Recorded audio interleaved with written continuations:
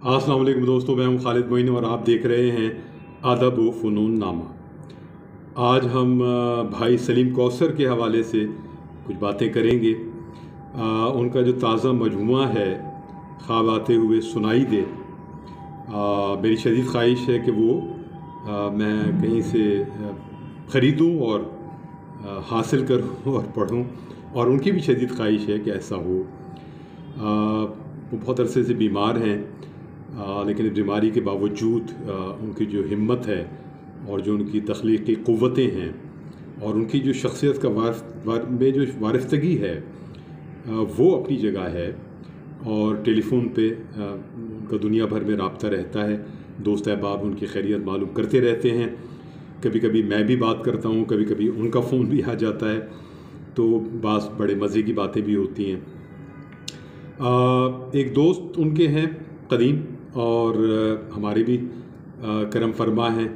तो एक ऐसा एक इख्तलाफी मामला हुआ जिस पर सलीम भाई ने मुझे फ़ोन किया और कहा कि इस मसले को जो है उसको हल करो। मैंने उनसे अर्ज़ की कि ये एक उसूली मामला है और मैं कोशिश कर रहा हूँ कि एक उसूली मामले को उसूली तौर पर ही निपटा दिया जाए। इख्तलाफ जहाँ है वहाँ अपनी जगह भरपूर इख्तलाफ है, और उस इख्तलाफ को कैसे ज़ाहिर करना है उसमें मैं चाहता हूँ कि, और मैं कोशिश करूँगा कि वो करीने से इख्तलाफ ज़ाहिर हो। वो मामला तो खैर किसी तौर पर निपटा। उसी दौरान एक बात ये भी हुई सलीम भाई से कि कुछ आपके ऐसे दोस्त भी हैं जो ये कहते हैं कि आपने उनसे कुछ ऐसी कोई उधार की सूरत में आपसे कोई रकम ली और आपने उन्हें अदा नहीं की, और तो उस पर वो बहुत उन्होंने खुशदिली से कहा कि नहीं, ऐसा कुछ नहीं है। मुझ पर जो वाजिबुल अदा रकम है 2 दोस्तों की है, और वो कुल मिला के 20 रुपये बनते हैं। जी हाँ, 20 रुपये का मैं मकरूज़ हूँ। और ये वो दौर है जब PTV में मैं जॉब कर रहा था, और उस दौरान कभी कभी मैं बाज़ दोस्तों से सिर्फ़ उतने ही पैसे लिया करता था जिन्हें मैं अदा कर सकूं बआसानी।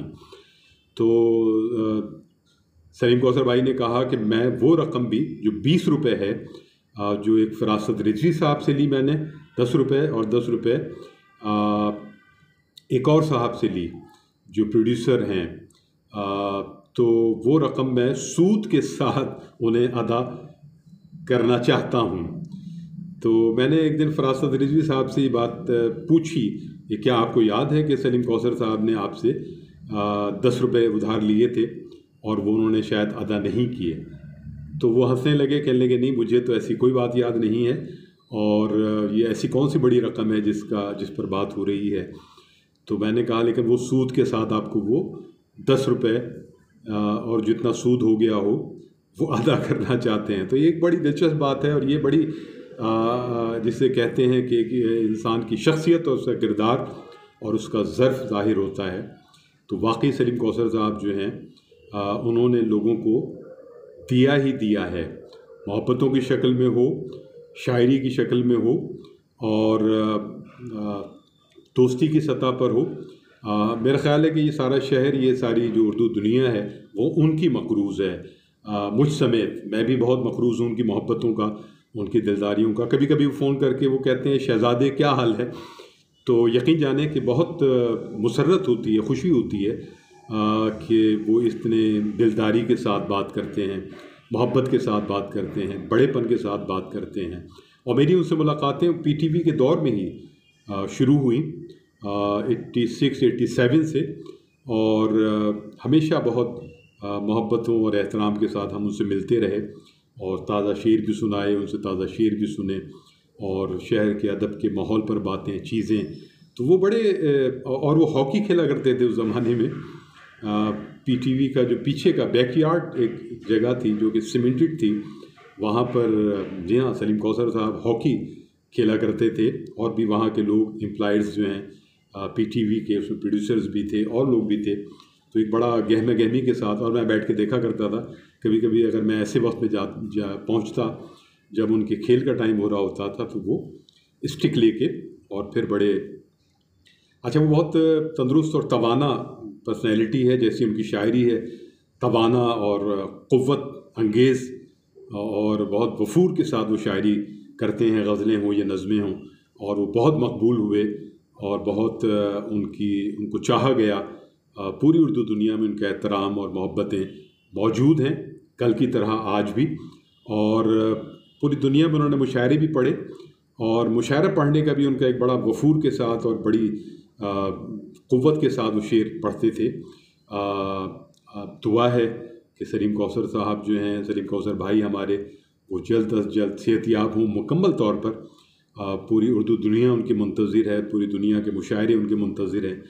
तो ये जो सलीम कौसर भाई हैं हमारे, इनसे मैंने ये सवाल भी किया कि आपको याद है कि एक बार उबैदुल्लाह अलीम साहब की सदारत में एक मुशायरा गुलशन इकबाल में एक हमारे मुशतरका मेहरबान दोस्त के घर पर हुआ, और वहाँ कुछ बदमज़गी हुई, और उसमें आप ही शामिल थे कि आपने मुशायरे को इतना उलट पलट दिया था कि उसके बाद फिर जो मुशायरा उसमें जब दूसरे एक शायर आए, और जो शहर के बाहर के थे, लेकिन वो उनका क़याम उन दिनों कराची में था, तो ऐसा वाक़या हुआ था, और अलीम साहब ने मुशायरा सदारती इख्तियारात इस्तेमाल करते हुए वो मुशायरा ख़त्म कर दिया था कि सलीम कौसर के बाद अब कोई नहीं पढ़ेगा।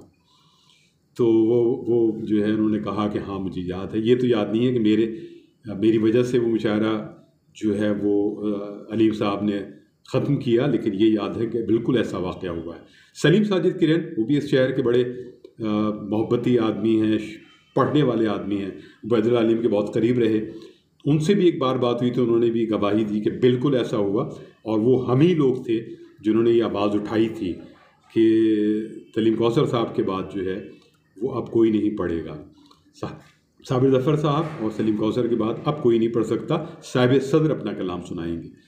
तो ये भी गवाही मिली, और बहुत से लोग ऐसे हैं, जावेद सबा साहब भी थे उस महफिल में, उन्होंने भी कहा कि हाँ ऐसा तो हुआ था। तो ऐसे और बहुत सारे गवाह भी हैं जो ये जो वाक़या हुआ था इसके बहुत सारे और भी गवाह हैं, लेकिन जिन्होंने मुशायरा मुनक़्क़िद किया था वो कहते हैं कि मेरी याददाश्त अब साथ नहीं देती, ये कोई ऐसा वाक़या हुआ था। एक वाक़या और सलीम भाई ने बताया, और जो बहुत दर्दनाक था एक इस एतबार से कि उन्होंने कहा कि एक बार कोयटा में मुशायरा था, और वहाँ मुशायरे से पहले एक कमरे में एक कराची के बहुत सीनियर शायर हैं, तो वहाँ जो है वो मुझसे कलाम सुना गया, और उस कमरे में जितने भी लोग मौजूद थे बिलशमूल उन सीनियर शायर के, बहुत उन्होंने खुलकर दाद दी और बहुत सराहा। लेकिन जब मुशायरा हुआ, अगले रोज़ जब मुशायरा हुआ, तो वही जो सीनियर शायर हैं उनका रद्द-ए-अमल जो है बहुत खौफनाक किस्म का था, और उन्होंने कई बार जुमले भी लगाए, और कई बार जो है वो जिसे कहते हैं रंग में भंग डालना, वो भी किया। तो उन्होंने कहा कि ये अजीब बात हुई, और मुझे बहुत दुख और तकलीफ़ भी हुई कि एक रात पहले तो वो दाद के डोंगरे बरसा रहे थे, और आज मुशायरे में उनका रवैया बिल्कुल यकसर मुख्तलिफ और सफ़ाकाना हो गया। उसके बाद वो मुशायरा जब ख़त्म हुआ, उसके बाद एक दिन उन्होंने कहा कि हाँ मुझसे सलीम कौसर गलती हो गई, और मुझे ये सब चीज़ें नहीं करनी चाहिए थी, बहुत अच्छे शायर हो, बहुत तवाना शायर हो। तो सलीम कौसर भाई का जवाब ये था कि मैंने उनसे कहा कि जो बदमज़गी आपने एक मजमे के सामने की, वो अब तन्हाई में आप उसकी माफ़ी मांग रहे हैं, जो कि काबिल कबूल इस सतह पर नहीं है कि ये बात फिर मजमे में ही होनी चाहिए। ये एक उसूली बात है।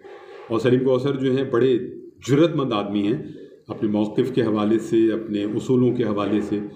तो ये बात भी मुझे जो है वो उनकी अच्छी लगी। उन साहब का नाम हम नहीं लेते इसलिए कि अभी बुज़ुर्ग हैं, और शहर में बुज़ुर्ग अब कम ही बचे हैं। तो मुमकिन है कि ये वजह इसका सबब ये रहा हो कि उनका ख़्याल ये हो कि सलीम कौसर साहब जो हैं वो जॉन एलिया के हलक़े में हैं या उबैदुल्लाह अलीम के हलक़े में हैं, तो शायद इसलिए वो उन्होंने छूट करने की कोशिश की हो। लेकिन बहरहाल बात तो ये गलत थी। तो सलीम कौसर साहब से बड़े मज़े की बातें होती हैं, और मैं उनसे कुरेद भी रहा हूँ उनकी याददाश्तें और चीज़ें, और ये वादा हुआ है कि वो कुछ ना कुछ बातें बताते रहेंगे, तो मैं वो पेश भी करूँगा। उन पर एक मैं मज़मून तो लिख चुका हूँ जो इंशाअल्लाह रिफ़ाक़त-ए-क्या-क्या इस दोम में वो शामिल होगा। और उनकी किताब में जैसे ही हासिल करता हूँ, पढ़ता हूँ, तो वो भी मैं उसका एक तजिया पेश करूँगा। तो सलीम कौसर साहब के लिए बहुत दुआएं हैं। सलीम भाई, बहुत बहुत आपके लिए दुआएं हैं, और मैं ही क्या, सभी लोग आपके लिए दुआएं करते हैं। तो इसी तरह शेर कहते रहें, इसी तरह बातें होती रहें, और आप मुकम्मल सेहतयाब होकर दोबारा आएँ।